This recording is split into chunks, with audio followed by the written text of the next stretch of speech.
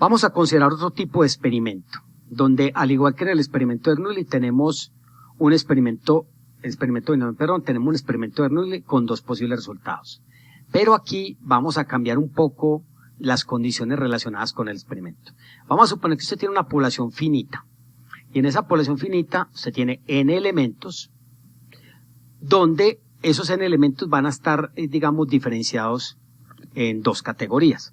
Digamos, los elementos que cumplen ciertas condiciones, que tienen ciertas características que a usted le interesa, y los otros elementos que no la tienen. Vamos a suponer que en esos n elementos hay k que tienen la característica que a usted le interesa y el resto n menos k que no la tienen. Por ejemplo, en un grupo de n estudiantes hay k mujeres y el resto hombres, por ejemplo. O en un grupo de n artículos hay k artículos que pueden tener problemas, algunos defectos, y los otros n menos k que no tienen esos defectos. Entonces vamos a suponer que tenemos una población finita donde usted previamente sabe que hay elementos que pertenecen a un grupo y otros elementos que pertenecen a otro grupo y que son excluyentes. Vamos a hacer lo mismo que el experimento binomial. Vamos a seleccionar aleatoriamente n elementos, ¿cierto? Aquí vamos a tener una dificultad. Vamos a mirar. La caracterización del elemento que se selecciona también va a ser independiente de los anteriores. Me explico. El elemento que selecciona esa población puede pertenecer al tipo 1, es decir, a una población, a uno de los tipos o al otro tipo. Es decir, el elemento que usted selecciona puede tener la característica de interés o puede no tenerla. Y esa clasificación va a ser independiente de todos los elementos que usted tenga. Sin embargo, va a haber un efecto relacionado con la probabilidad. Porque resulta que cuando usted selecciona, por ejemplo, un elemento, digamos, tenemos un grupo de 20 personas, donde la mitad, digamos, pertenecen a una facultad y la otra mitad a otra facultad. Cuando usted selecciona una persona y pertenece a una de las facultades, inmediatamente lo que hace es reducir el número de personas de esa facultad que podrían seleccionarse en una nueva repetición. Muy bien, entonces la variable que me interesa aquí es la misma. ¿Cuántos elementos tiene la característica de interés para mí? Es decir, pertenecen a uno de los dos grupos. Y en este caso tenemos que el rango de esa variable va a depender de cuántos elementos selecciono y de cuántos elementos tiene el grupo de interés para mí.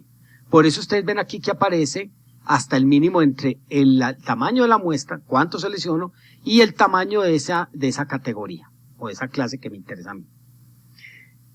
Pero entonces tenemos una dificultad, repito. O sea, si yo digamos que tengo 10 hombres y 10 mujeres, y selecciono a una persona y resulta ser un hombre, entonces en la siguiente selección ya no tengo 10 hombres y 10 mujeres, sino que tengo 9 hombres y 10 mujeres.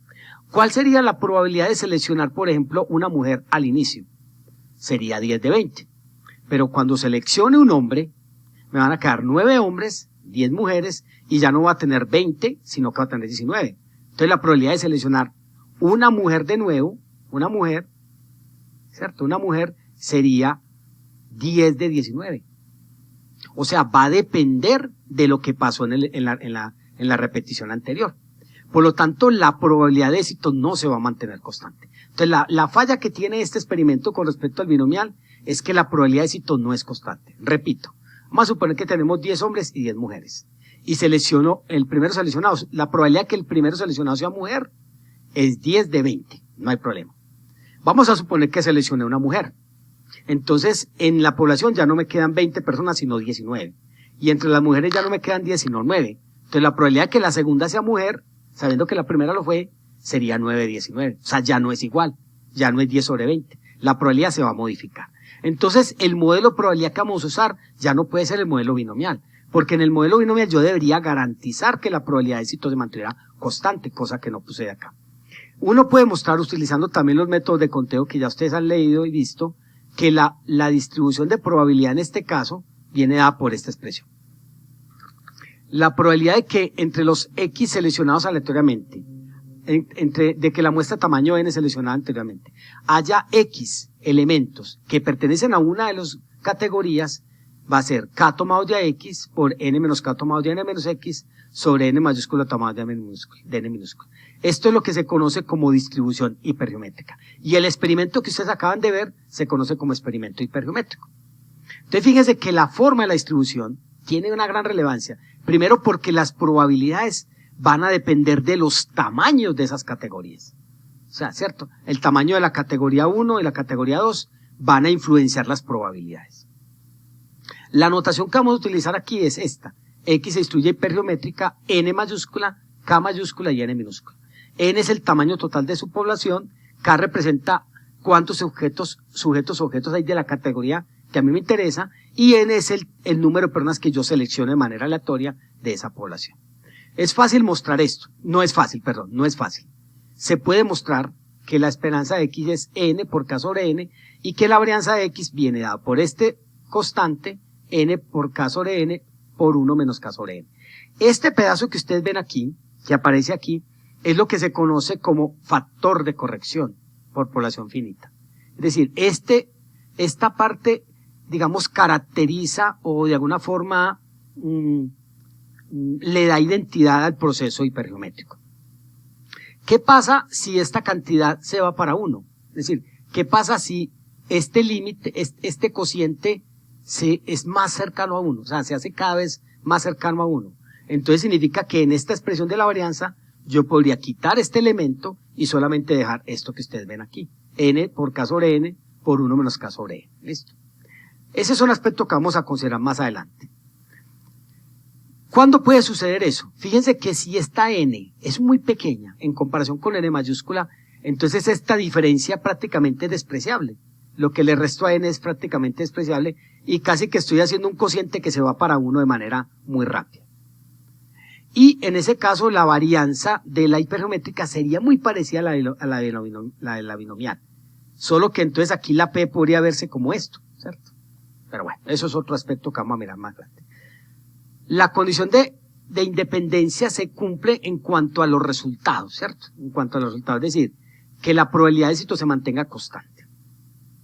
Aquí hay algunos de los gráficos para la hipergeométrica y a diferencia de la binomial, se van a dar ustedes cuenta que no existe como un criterio para saber si hago K igual a tanto y N tal tanto, entonces soy capaz de describir la distribución de probabilidad. No, aquí las distribuciones de probabilidad pueden cambiar mucho, cambian demasiado, o sea, no hay un patrón. Recuerden que en la binomial, si P era pequeño, yo veo unas barras acumuladas a la izquierda y una cola a la derecha. Si P era grande, al contrario, y si P está cercano a 0.5, veo unas barras simétricas. En el caso de la hipergeométrica, eso no se da. Por ejemplo, vamos aquí al R Commander, y yo les puedo volver a mostrar aquí con la distribución, por ejemplo, hipergeométrica, gráfica. En el R, en la hipergeométrica, hay dos criterios interesantes acá a tener en cuenta, que de pronto no son tan fáciles de ver, y es que en el caso de la hipergeométrica en R, permítanme, yo aquí voy a tratar de mostrarles esto un poco más grande, para que se vea mejor.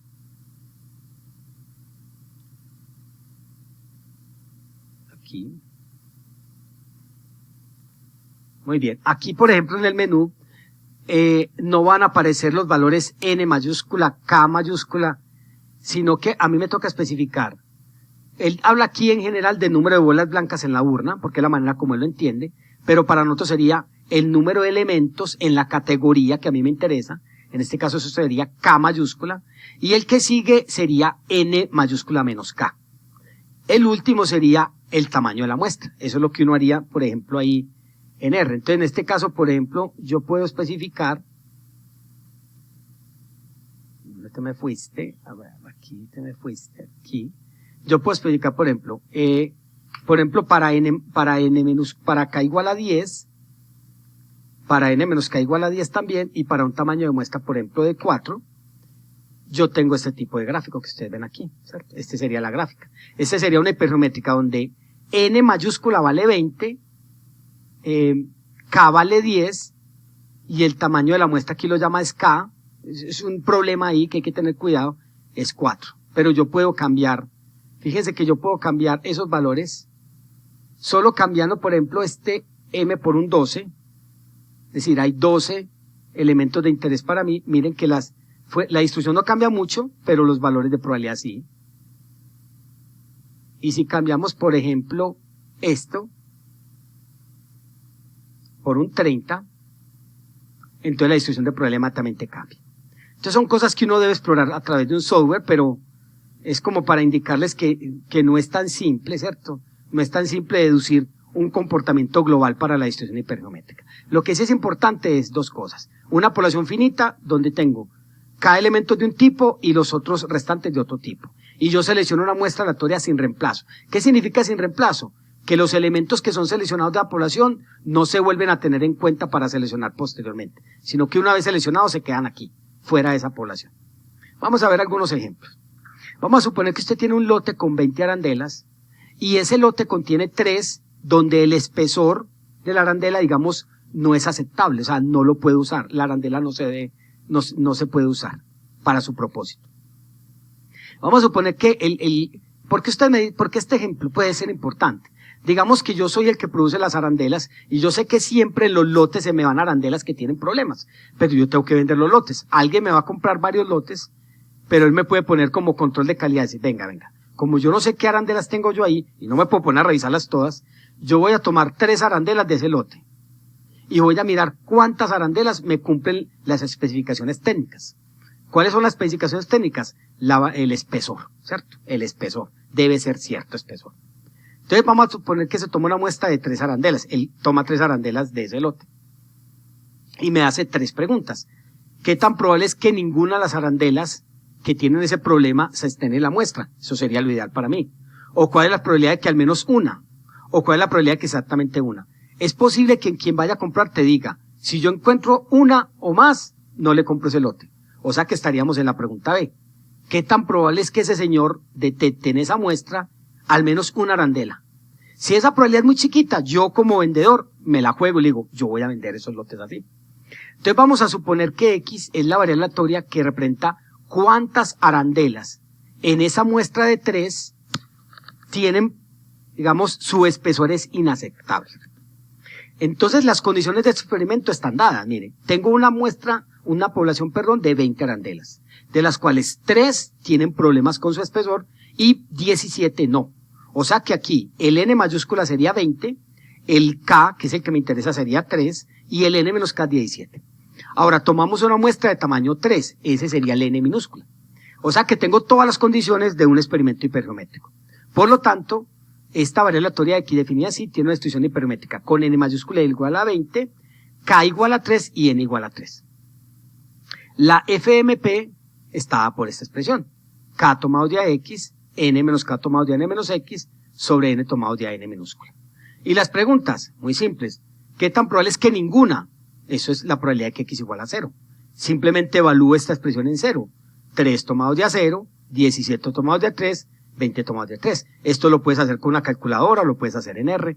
Esto me daría 0.5965. Es decir, en el 59.7% de los casos, ese lote no va, en las 3 que selecciona el comprador, no va a haber ninguna arandela defectuosa. La B, que al menos haya una, eso sería lo mismo que 1 menos la probabilidad de que haya 0. O sea, 0.40. En el 40% de los casos, él encontrará al menos una arandela defectuosa en la muestra. Es muy grande, ¿cierto? O sea, la probabilidad es muy grande. En el 40% de los casos, el cliente, si ese es su proceso de control de calidad, el cliente encontrará al menos una arandela defectuosa en las 3. Por lo tanto, yo como vendedor digo, tengo una probabilidad del 40% de que este señor me detecte al menos una arandela y por lo tanto no me va a comprar el lote. Entonces es un riesgo alto. 40% es un riesgo muy alto. La siguiente es qué tan probable que encuentre una. La probabilidad es del 35.8% aproximadamente. O sea que es muy alto.